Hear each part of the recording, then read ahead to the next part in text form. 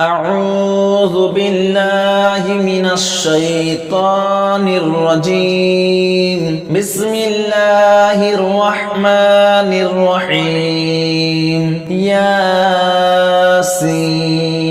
والقرآن الحكيم إنك لمن المرسلين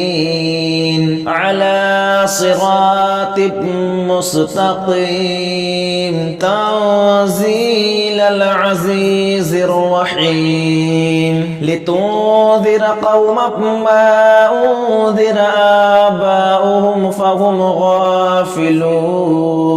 لقد حق القول على أكثرهم فهم لا يؤمنون إنا جعلنا في أعناقهم أغلالا فهي إلى الأذقان فهم مقمحون وجعلنا من بين أيديهم سدا ومن خلفهم سدا فأغشيناهم فهم لا يبصرون وسواء عليهم أأنذرتهم أم لم تنذرهم لا يؤمنون إنما تنذر من اتبع الذكر وخشي الرحمن بالغيب فبشره بمغفرة وأجر كريم إنا نحن نحيي الموتى ونكتب ما قدموا وآثارهم وكل شيء أحصيناه في إمام مبين واضرب لهم مثلا أصحاب القرية إذ جاءها المرسلون إذ أرسلنا إليهم اثنين فكذبوهما فعززنا بثالث فقالوا إنا إليكم مرسلون قالوا ما أنتم إلا بشر مثلنا وما أنزل الرحمن من شيء إن أنتم إلا تكذبون قالوا ربنا يعلم إنا إليكم لمرسلون وما علينا إلا البلاغ المبين قالوا إنا تطيرنا بكم لئن لم تنتهوا لنرجمنكم وليمسنكم منا عذاب أليم قالوا طائركم معكم أئن ذكرتم بل أنتم قوم مسرفون وجاء من أقصى المدينة رجل يسعى قال يا قوم اتبعوا المرسلين اتبعوا من لا يسألكم أجرا وهم مهتدون وما لي لا أعبد الذي فطرني وإليه ترجعون أأتخذ من دونه آلهة إن يردني الرحمن بضر لا تغني عني شفاعتهم شيئا ولا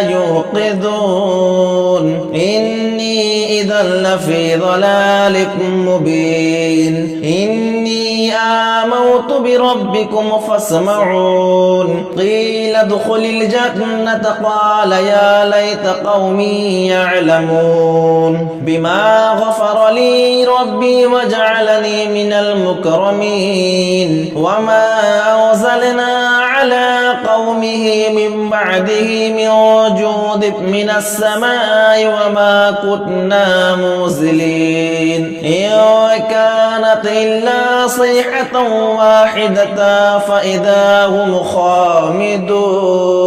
يا حسرة على العباد ما يأتيهم من رسول إلا كانوا به يستهزئون ألم يروا كم أهلكنا قبلهم من القرون أنهم إليهم لا يرجعون وإن كل لما جميع لدينا محضرون وآية لهم الأرض الميتة أحييناها وأخرجنا منها حبا فمنه يأكلون وجعلنا فيها جنات من نخيل وأعناب وفجرنا فيها من العيون ليأكلوا من ثمره وما عملته أيديهم أفلا يشكرون سبحان الذي خلق الأزواج كلها مما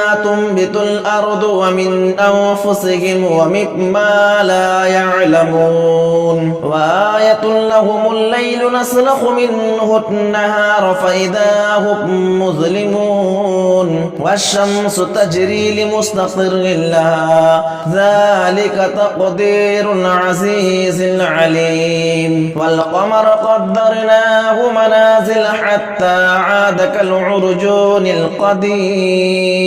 لا الشمس ينبغي لها أن تدرك القمر ولا الليل سابق النهار وكل في فلك يسبحون وآية لهم أنا حملنا ذريتهم في الفلك المشحون وخلقنا لهم من مثله ما يركبون وإن نشأ نغرقهم فلا صريخ لهم ولا هم ينقذون إلا رحمة منا ومتاعا إلى حين بسم الله الرحمن الرحيم الرحمن علم القرآن خلق الإنسان علمه البيان الشمس والقمر بحسبان والنجم والشجر يسجدان والسماء رفعها ووضع الميزان ألا تطغوا في الميزان وأقيموا الوزن بالقسط ولا تخسروا الميزان والأرض ودعها للأنام فيها فاكهة والنخل ذات الأكمام والحب ذو العصف والريحان فبأي آلاء ربكما تكذبان خلق الإنسان من صلصال كالفخار وخلق الجان من مارج من نار فبأي آلاء ربكما تكذبان رب المشرقين ورب المغربين فبأي آلاء ربكما تكذبان مرج البحرين يلتقيان بينهما برزخ لا يبغيان فبأي آلاء ربكما تكذبان يخرج منهما اللؤلؤ والمرجان فبأي آلاء ربكما تكذبان وله الجوار المنشآت في البحر كالأعلام فبأي آلاء ربكما تكذبان كل من عليها فان ويبقى وجه ربك ذو الجلال والإكرام فبأي آلاء ربكما تكذبان يسأله من في السماوات والأرض كل يوم هو في شأن فبأي آلاء ربكما تكذبان